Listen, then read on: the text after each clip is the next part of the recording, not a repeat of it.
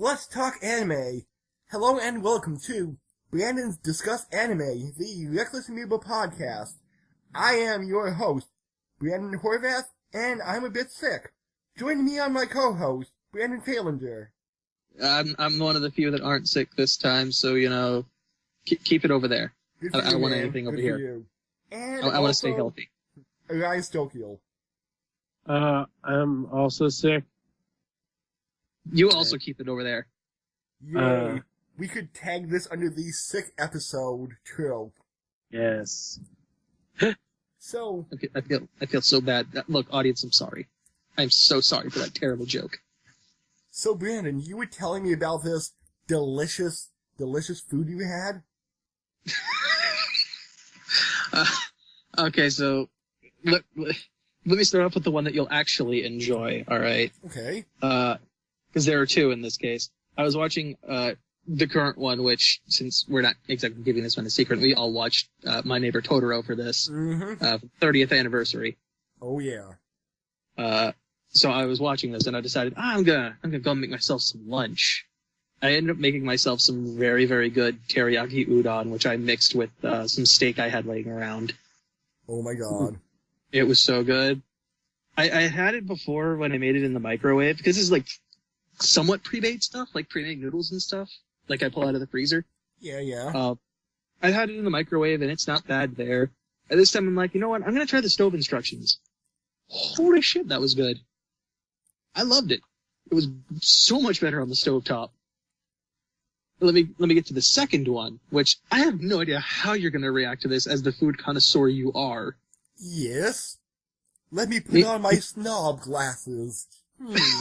It shouldn't take too long. Okay. You want to go get your suit too?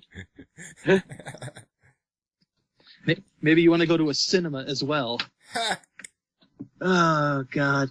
All right, so here's how it went down. Also, I would like to mention that my friend Tristan gave me a seal of approval image just because of it when I told him about this. Which is literally a seal. So, for whatever reason, I was feeling southern the other night. I don't know why. Maybe I was on, or what could go wrong for too long. But I felt southern. So I decided, you know what? I'm going to have me some chicken and waffles. Oh, yes. Good. And I made it the most getaway possible. I felt so proud of myself. Where I took frozen chicken patties, baked them in an oven, frozen waffles, tossed them in a toaster, pulled out the chicken patties. I believe I put on salt and some powdered sugar, and then slapped the two waffles around it as like a bun and coated it in syrup. Oh, yes. I had the most ghetto version of chicken and waffles that I could think of. And I got a seal of approval from my black friend for doing it. Well, my idea would be to put the chicken in the waffle iron, put the batter around it. That'd be great if I had a waffle iron, and B, I had any way to make waffles that way. I have none of those options, sir. But me being a food connoisseur, I would do it that way. Can I just call you the food snob at this point? Because that's kind of what you are. Maybe. Just a food snob. So, do you guys like smooth jazz and anime from the late 90s? Yes. Yes. Like Cowboy Bebop, for example. There is Bebop. a Cowboy Bebop cafe coming to Tokyo and Osaka. Now, if only I had a way to instant transmit myself over there. Yeah, nowhere near us. Of course not. No, of course. These themed cafes only ever show up in Tokyo or around that area. And it's going to be open for a little less than a month. That's always the case. I'm curious if they're like selling any like materials there. Yes. And when I say materials, I mean like themed merchandise. It seems that there will be exclusive Cowboy Bebop merchandise at the gift shop. That's cool. If only I had a friend in Japan that could buy it and send it to me. What about Tristan's friend? Yoshi. Don't know if, like, they're good enough friends to make that happen. Oh, okay. Like, they're close, but I don't know if, like, when money's involved, how things work out between the two. I'm just interested in what kind of food they would serve there. I'm trying to think back to, like, what they actually had in Bebop as meals. Well, beef and broccoli without the beef. So broccoli? Yes. I assume with the sauce, at least. Yes. It's so sad. Oh, God. Wasn't there a point where they were all starving in one of the episodes, I think? I think? And I think, like, Aang took the last of the food and ate it. And there was an episode about hallucinogenic mushrooms. Oh my God, that's right. They tried cooking up the mushrooms that they found apparently growing in their fucking warehouse area. No. The storage area. It's the one where they went down on the planet, and all I remember is Ayn started acting like one of those wind-up toy dogs that just bounce around. I remember them being so baked, though. It was great. And I think I mentioned this to you before, and this was like 10 years ago, but Keanu Reeves is a huge Cowboy Bebop fan, so much so that if a live-action movie would ever come stateside, he would want to be Spike. Oh my God. I'm honestly surprised we haven't seen a Netflix original movie trying to tackle it. Oh, watch it. That'll appear. Yeah. Us talking about it, we'll make it happen. Oh, and speaking about live action, I heard the Full Metal Alchemist Netflix movie was Not so good is what I heard. Still Yeah. haven't watched. Like, it's not... It's the pacing, from what I understand. It tries to tackle too much too quickly. Even though that it had an all-Japanese cast. Yeah, they go too hard too fast. It's not... There's not enough there to develop what they want. It doesn't work. That's the worst part, because characters that need time to develop don't get that chance. Although it did show the Chiropteran dog. It did, but you don't... From what I've heard, you don't get, like, the time for the, like, Ed and Al to get to know the man that does it. So Whereas, it's there, like... but not as... It's there, but the impact isn't what it's supposed to be. Mm-hmm. Like, they're there literally to learn from the guy. I'm blanking on his name. Like, I think his name's, like, his last name's Harper. Mm-hmm. But they're there to learn from him. Because they're training to, like, get their state alchemist license, or at least Ed is. And they're spending time with the dog and the girl and everything else. You know, you have the time for them to, like, have scenes together, get to know each other. I think it's like, I think the entirety of it is like 2 episodes long, of that relationship building. And then the end of the second episode is where we get that just shattering of emotion and, like, the mentality behind it. Like, that shattering of illusion. Yeah, that the world of alchemy isn't all fun and games. I mean, it wasn't fun and games to begin with, but Yeah, I mean... I'm using that term very loosely. You get the shattering of, like, literal innocence behind it, but yes. Well, Like, alchemy's not all good. There's, like, besides just the whole, we're gonna try to resurrect our mother with alchemy, we get the whole, no, it can be a lot worse. yeah, but isn't that where their innocence got shattered? That's where their innocence got shattered. But, I mean, this was a man that they spent, like, a few days getting to know. This was a daughter that they got to know. These were people they knew. Yeah. And had spent time with. And the fact, like, the other fact being, like, the mother's an adult that they're trying to bring back from the dead. This is what you're doing to a living person. Especially one that's literally your own daughter. So, Ryan, do you have any happy stories? I've got to follow up then once Orion's finished. I don't know what kind of happy stories. Okay, no people burning down their houses with bugs? Oh, no. Yeah, it's fine. No, nothing like that. Well then let me bring this up then. So remember how much we love loot boxes here and how they're such a great mechanic in games? Loot boxes. Yes. So after about half a year, Shadow of War has decided to remove their loot boxes from the game because now they suddenly realize that they're undermining their entire system in the game. And what's their entire system? You mean they already made their money that they needed? Yeah, that's exactly it. They already made all the money they're going to get out of it. So now let's get the PR on our side too. I'll get it when it's $10 next Black Friday. Yeah, that's my thought. I'm like, I will get it when you're down to single digits, sir, if I even care at that point, which I probably won't. And not to keep bringing this up, but was Jack the Ripper a loot box? Or... It's a gotcha system, which I'm gonna say is different, but not much better. Like, it's basically a gachapon machine. Oh, okay.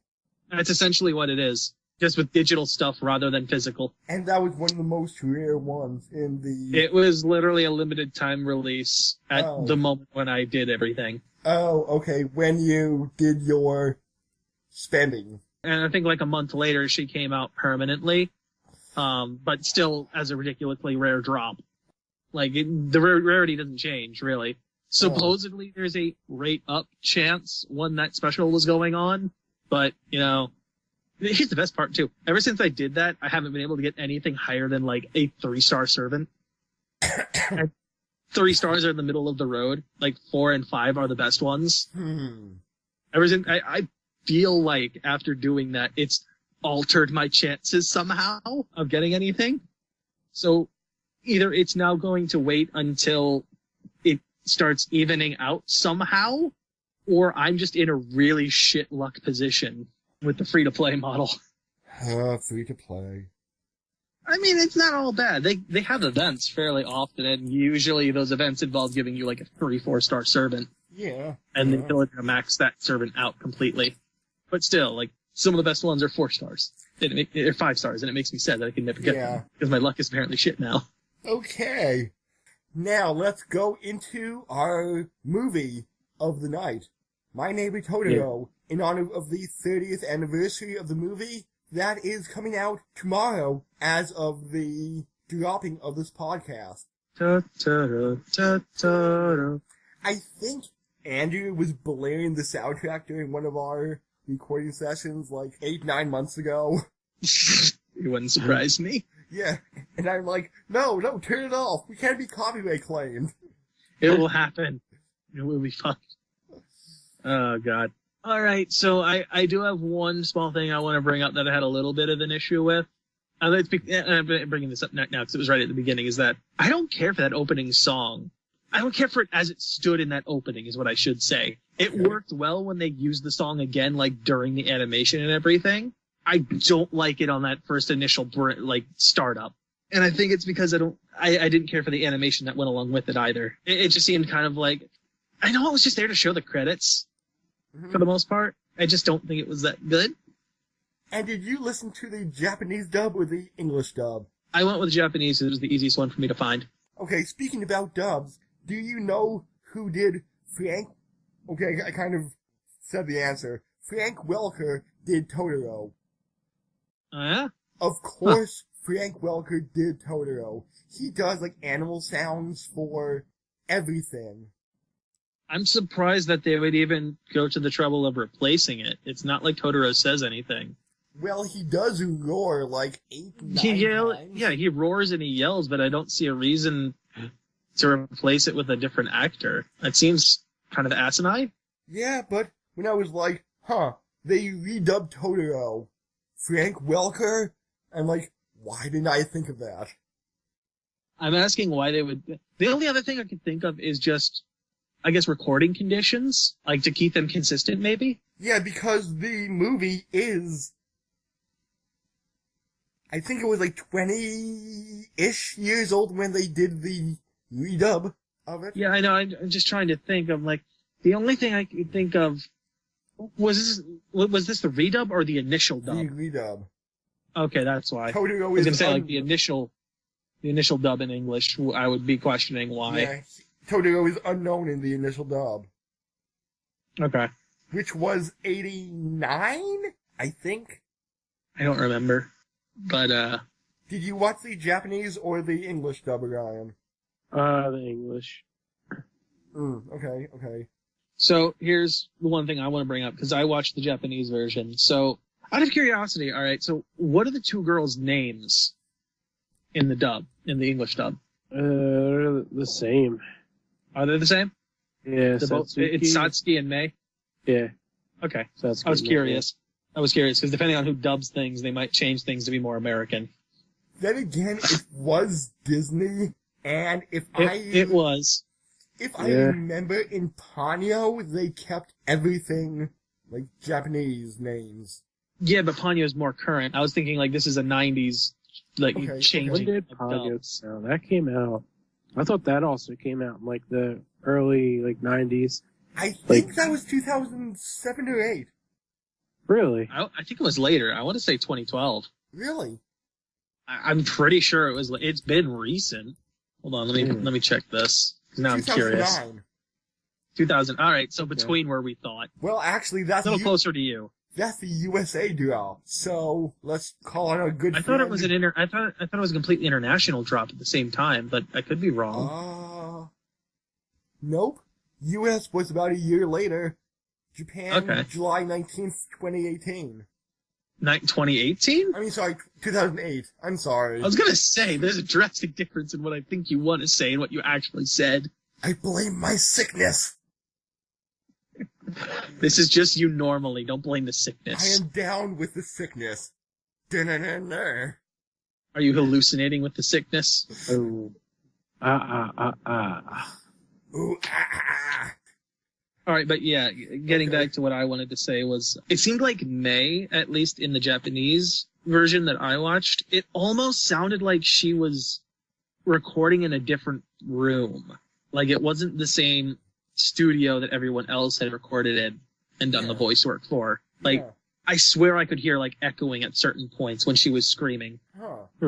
But I could be wrong. It could just be the version I watched. I don't know. But it definitely had a weird point to it, like at certain times when she was screaming. So Ryan, since you watched the English dub, did they mention when this movie takes place? I don't remember. Okay. I think they did, like, in the beginning. Then you and I must have missed it, Brandon. I never saw it. I never saw anything that told me a time period that this took place in. I don't think I missed it. It might have been added. Yeah. Because I had to go and look it up because I didn't recognize I would have known. It was 1958. I didn't know for certain because I went to look at it like within the first few minutes. Had I waited a little bit and seen not the jukebox, but the radio that they were bringing into the house, I would have probably recognized, it's like the 50s or 60s. But, I ended up looking at it as they were like driving to their house, to their new house. Mm-hmm. Which is actually an old house. That's haunted. Yes. Spooky. Miyazaki always has, like, the most interesting otherworldly creatures. Like those little sentient dust mites. I mean, I feel like Mario did that because they have the same kind of design for an enemy like that. I don't know which one came first though. The chicken or the egg? I don't know if Mario created that enemy type first or if it was Miyazaki's dust bunnies that inspired that. Maybe. It could also be vice versa. I'm not sure. I just know that it's a very similar design. Oh, was it in one of the Yoshi games then? I know they appear in Super Mario Odyssey. Let me actually take a look and see if I can find them. And I always thought Totoro was more of an ogre, but they say he's a troll. That kind of goes along with the name. Yeah.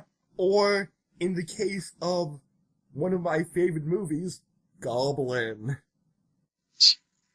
Yes. He lives in the Nilbog forest.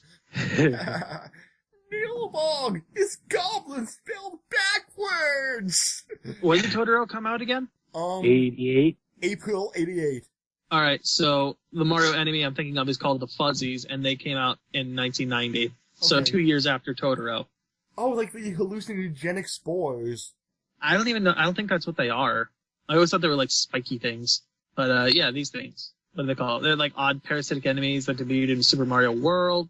And yeah, they most recently appeared in Odyssey. But yeah, these are what I was thinking of when I first saw those things in Totoro. Oh, those fuzzies from World. Yes. Not Yoshi's Island. Okay, Nope. okay. Nintendo, why did you name two enemies the exact same name? Who knows?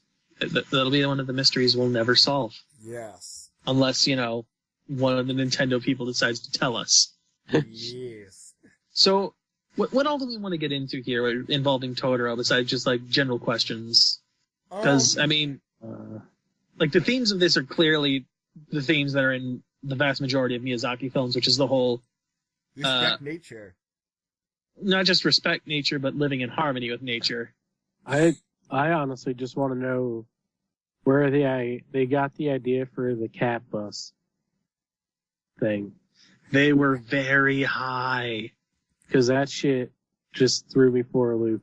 I mean, speaking of, like, the design of that, like, I noticed that all of them tend to have, like, that Cheshire Cat grin. Yeah.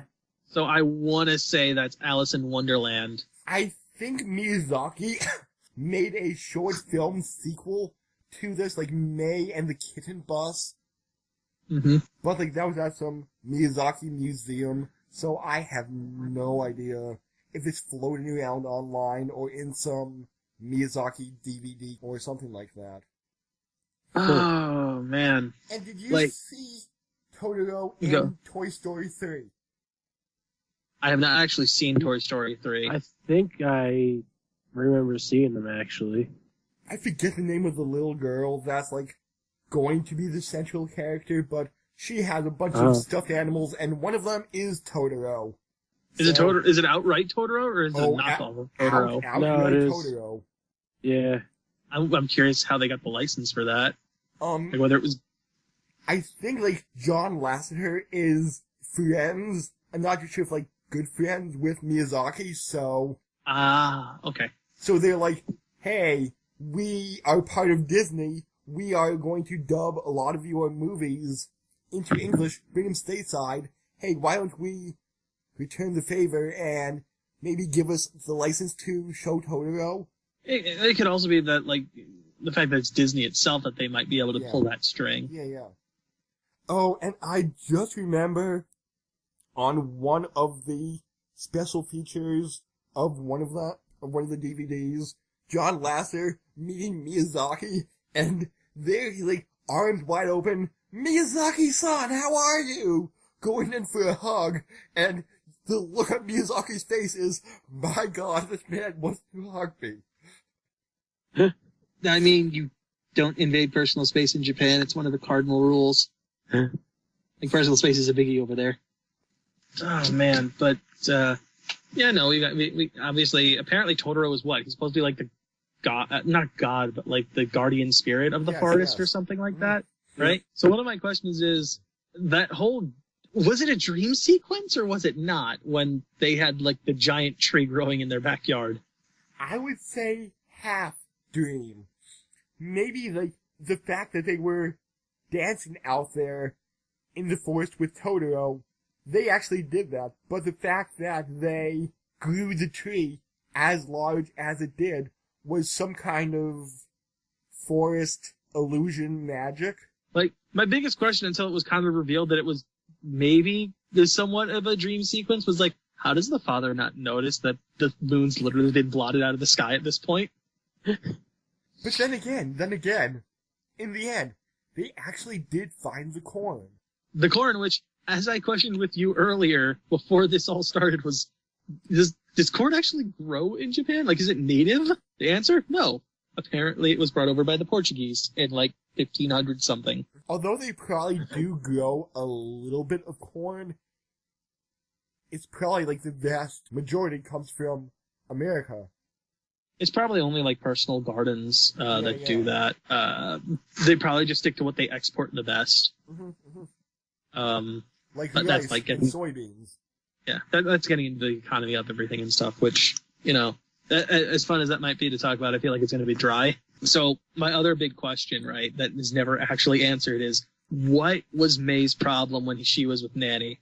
Nanny was old. She didn't want to be with an old person. But she was good all the way up until a certain point, and all of a sudden she threw a tantrum and wanted to go and see Satsuki. Well, she wants to see her mother. That wasn't even part of the question. Like, she never mentioned the mother at that point whatsoever. Huh. What was the whole point? Why did she do that? Like, we don't see it. We're told about, cardinal rule of, movies is show, don't tell.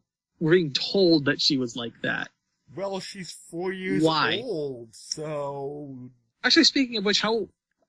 May's actually 6, I thought. I thought Not May 4. was 4. I think it was specifically said she's 6. Not to argue, but I specifically thought they said 4.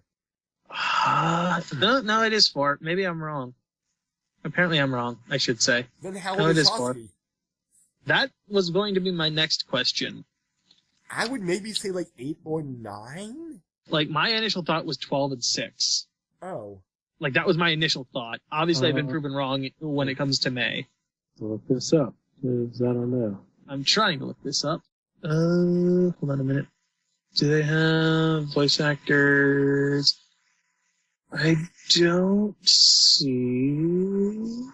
Here we go. Satsuki, 11. So I was just close. came across that. She's 11, not 12. Alright, that's interesting. That's a little bit interesting. Okay, so 11 and 4 are their ages. I am curious as to what the mother actually has, as far as like a disease goes, too. Yeah, like we're just told say that she's she sick. has a, It a mentions critical in the illness. end she has a cold, but I'm not Well, too sure what the initial thing was. Well, that's the thing, right? They told May and Satsuki that she was first brought to the hospital because she had a cold. But from what I was able to understand, she's probably been in there for a couple years. A couple of years? Yeah, that's what I kind of got from it. It doesn't outright say it, but it kind of feels like that's the implication. Because May is 4. I know, and I think she's been in there, I want to say, for like maybe a year or 2. Oh, a year or 2. I want to say the mother's been in there for a year or 2, in the hospital for a year or 2, maybe on and off. Huh.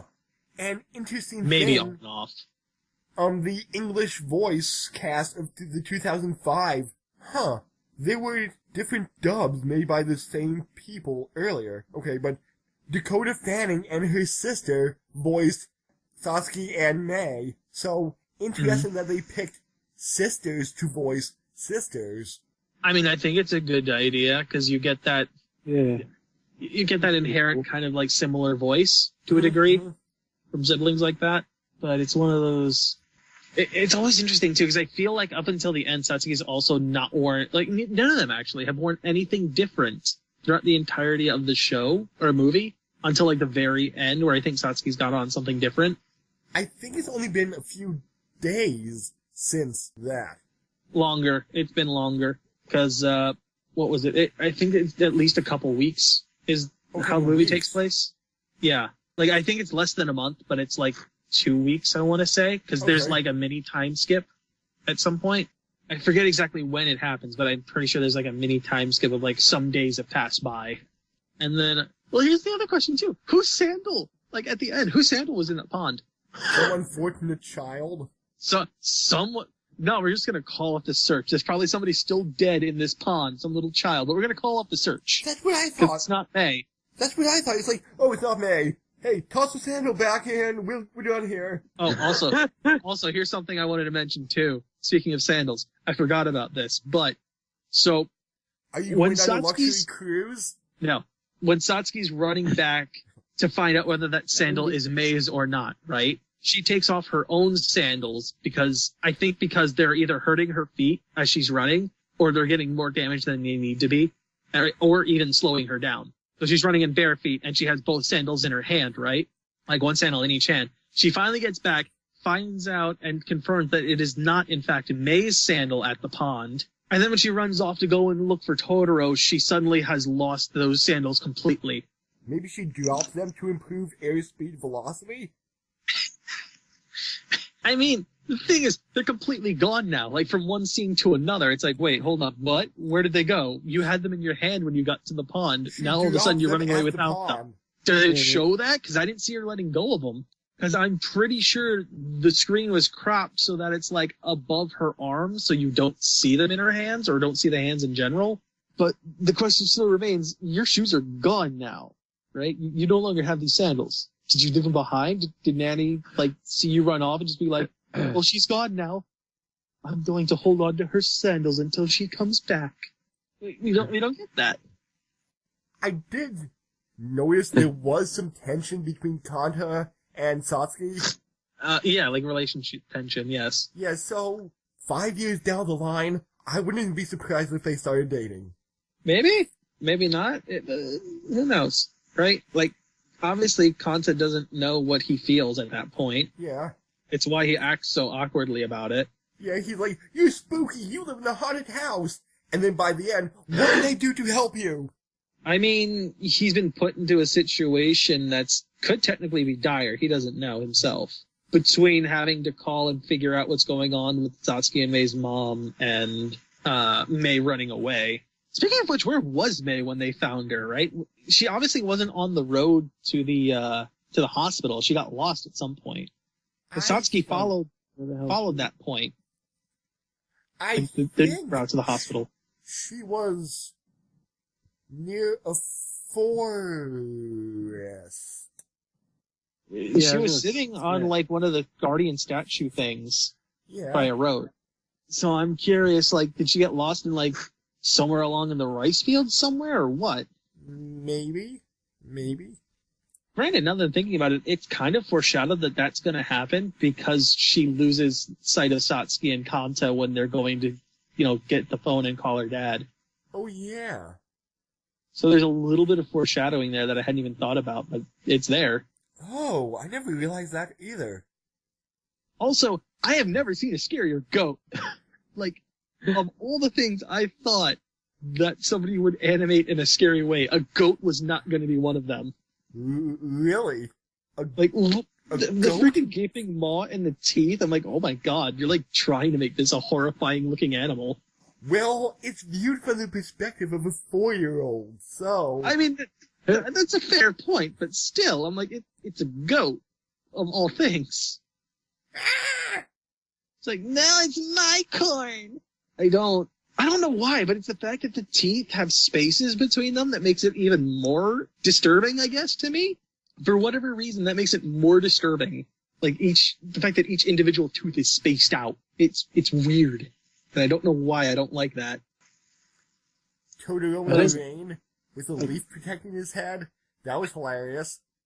I mean, it's all natural. Yes. And he was stomping around, making the rain fall. At first I thought he was afraid of the noise from the water hitting the umbrella.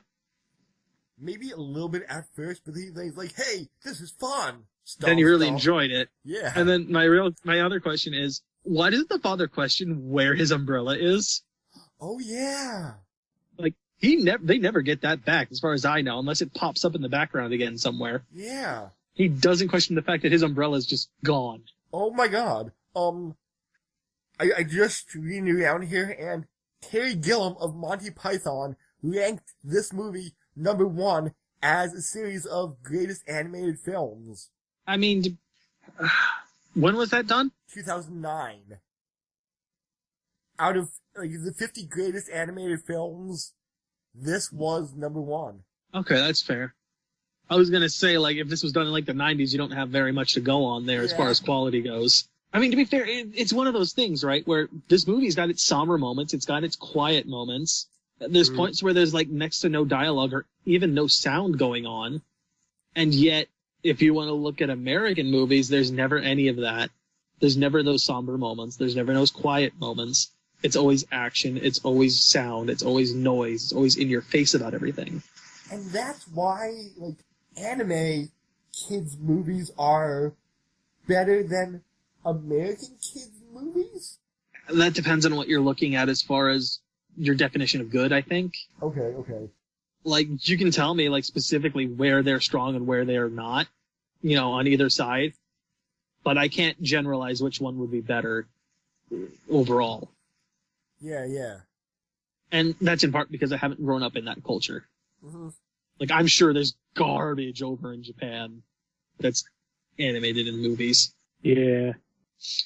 I'm pretty sure we don't see everything. Oh, not at all. I can guarantee we don't.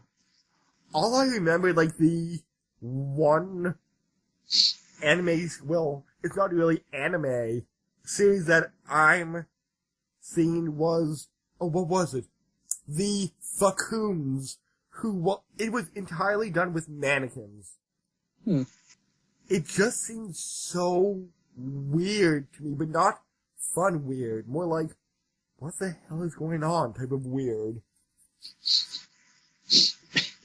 I mean, that sounds like, H.P. Lovecraft to me at that point, where it's like, it's not outright horror, it's just, what in the fuck is happening?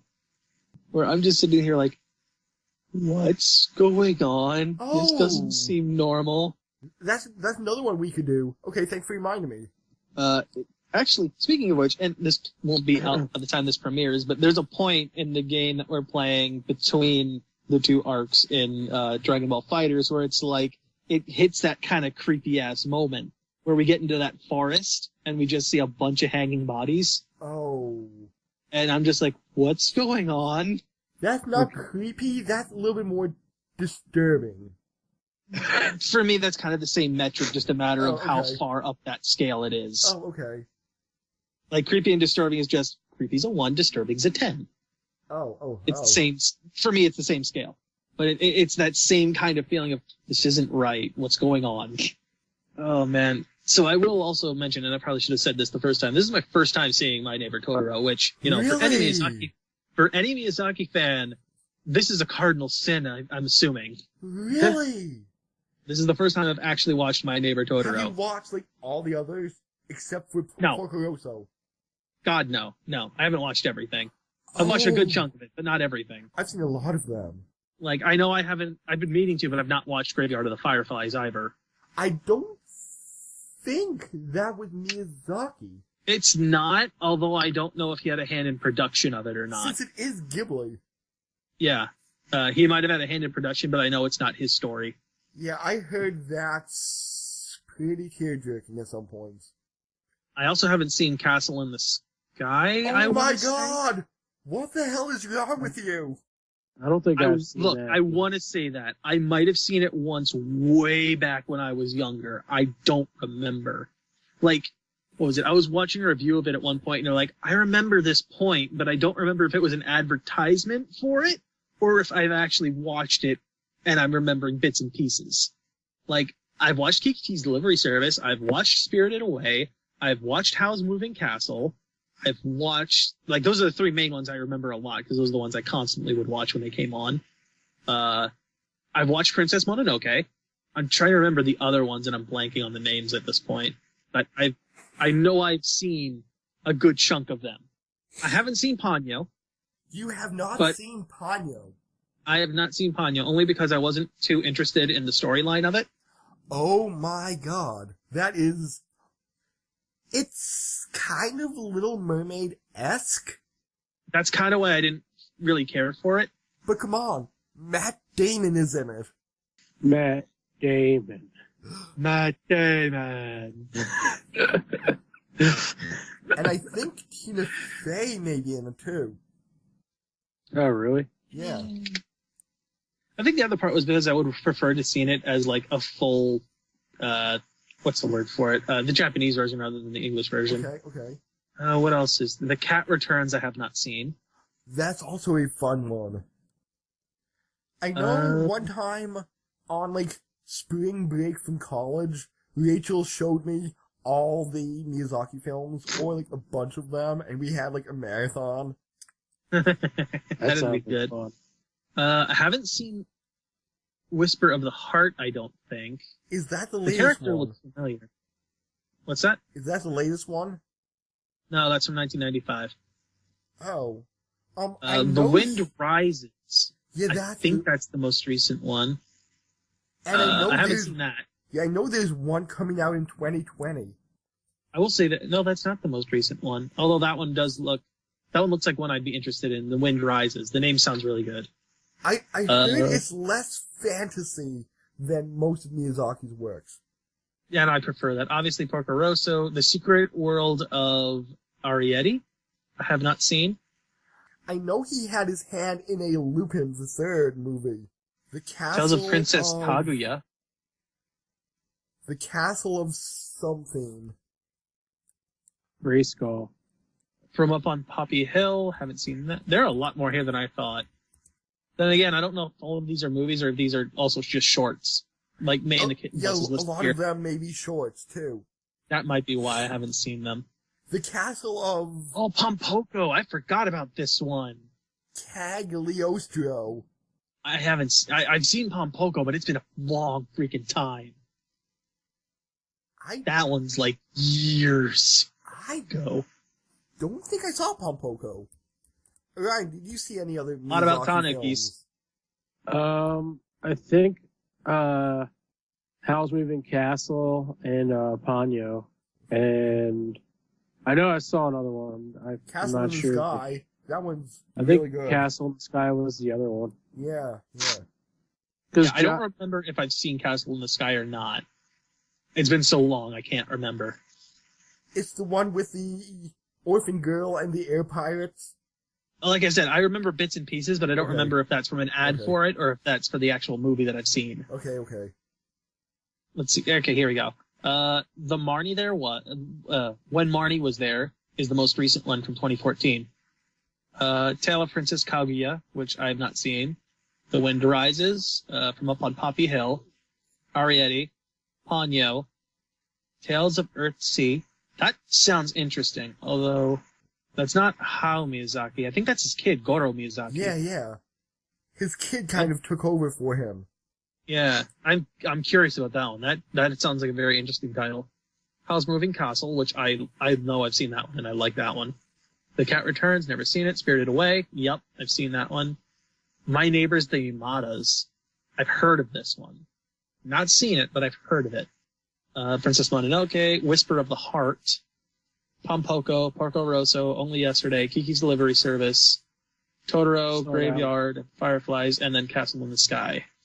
Oh, wow, I didn't realize, Totoro came out a lot later in this than I thought. Oh yeah, it was like one of the early Ghibli stuff. No. I mean, it's the third movie, apparently. It came out alongside Graveyard of the Fireflies. Really? Like at the same time. Apparently Castle in the Sky was the first one. Really? Grave of Fireflies or Graveyard, is also hitting the 30th? They both came out in 1988. Huh, well... I don't know specific dates for certain. Well, happy anniversary Oh, to that movie, too. That's the other one. Nausicaa in the Valley of the Wind. That's the other one I've seen. Oh. I forgot about that one. Oh. Apparently this was released before the studio's official founding. I didn't know that. Really? Yeah. 1984, and the founding was in 86 or 85, somewhere in there. But yeah, I remember watching this one. I loved this one. It's been a long time, though. Like, I'd love to see, what's his name? Oh, God. I'd love to see Akira Toriyama and Hayao Miyazaki work on, like, a futuristic film, because they both love working with, like, crazy-ass technology. I would love to see them collab on something, just to see what would come out of their minds together. But then again, you'll have interesting named characters. I'm saying I want to see what they come up with technology-wise. I'm more curious about that, because they both do crazy tech. Like, stuff that's, you could almost say is either super futuristic or way steampunky. Yeah, that's one thing I remember about other Miyazaki films. He's very steampunky. Yeah, a lot of his tech is steampunky, and then you've got Akira Toriyama, who tends to be a bit more futuristic in his designs, a bit more smooth, less bulky. So let's go with this. Is there anything that you two are going to take away from Totoro as a movie? other than just, it was really fun to watch. Like all Miyazaki movies, they are really, really good movies. And if you know anybody that really doesn't like anime, I will say this is a good starting point, maybe, of like, hey, animation can tell a deep, meaningful story. Yeah, it's pretty cool. Well, not Like really. just the story, the animation. Yeah, not deep, meaningful in this case, because this was a little bit more slice of life. It's far more lighthearted. Like, for me, this kind of story, like, while I like the themes and everything, this isn't something that I would personally go out of my way to see, just because it's such a small scope thing, and in the end, I don't feel like anything's truly solved as far as problems. But it's Miyazaki. He is amazing. I'm not gonna dispute that. I won't disagree. He is amazing. He's good at what he does. He's also the worst retiree. He doesn't know when to quit. Yeah, he retired 4 times already. He's also told us that anime was a mistake. He did? You didn't know that? No. Oh my god. Yeah, he said anime was a mistake. Wow. To be fair, I don't 100% know the context of that, answer and why he said it, but it is something he said. Wow. It could very well have been sarcasm. I don't know, but I doubt it. Wow. Man.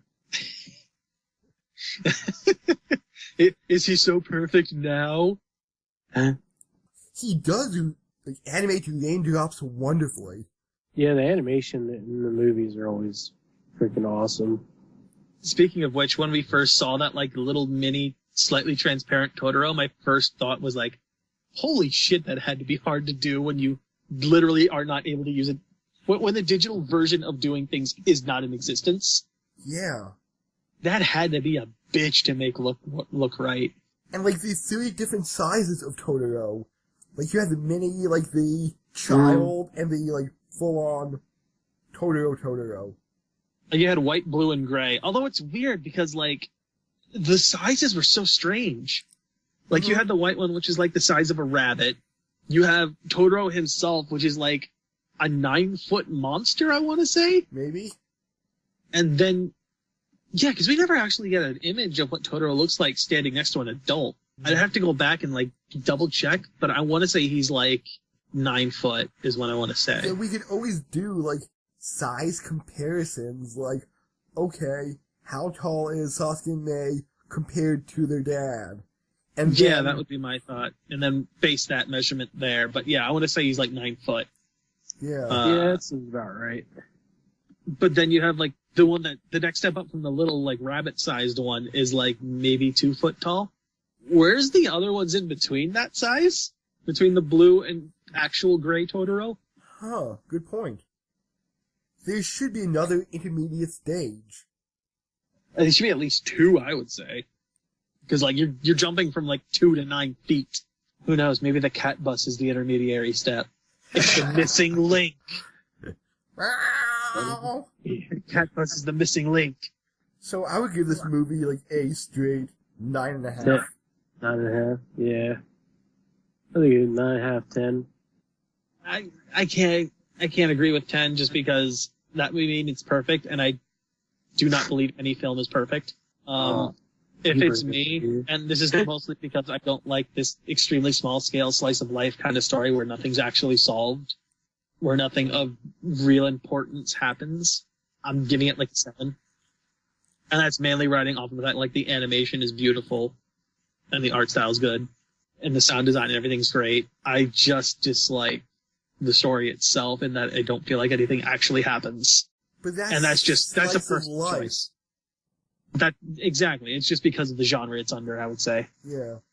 And speaking about, really good animation, oh, what was it?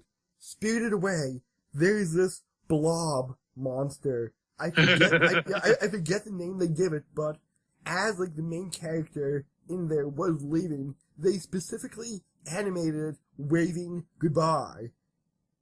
And I'm that is such a nice touch that this blob grew an arm just to wave. I do love Spirited Away. I do love that movie. Oh, my half-cousin, second cousin, something, but she is terrified of that movie. I'm not too sure now, like 15 years later, what she thinks of it, but back then, that movie terrified her so much about people turning into pigs. I mean, like, here's the thing, alright? And I don't know if this is just something that's cross-cultural and it's this, similar on either side, but that's also a thing that is in Irish myth, right? Not so much the pigs, but like the idea of if you enter the world of fairy, where the fairies live, or the fae live, and you eat and partake of their food, you can never leave, right? That's part of it. It's why it looks, like the whole thing is like the food looks delicious when you're there. You suddenly feel hungry. If you partake of their food, you're theirs. You can never leave unless they let you. So I don't know if that idea is a cross-cultural thing that both sides have for whatever reason, Maybe. or if this is something that was inspired by that idea. Maybe. Because obviously we're working with like, the spirit world, like Japan's version of the spirit world and everything versus the Ireland's fae. And, their versions of mythological creatures. I think that wraps it up for this week. I would say so. Yep. After a sidetrack into happiness, next week, back to despair. Dun, dun, dun. Yes. Now, since we already recorded... Yeah. Since we already recorded that, Brandon's evil laughter speaks volumes. It's such a good anime, though. Yes. What is it? Come back next week and find out. So, laters. Bye. Ciao.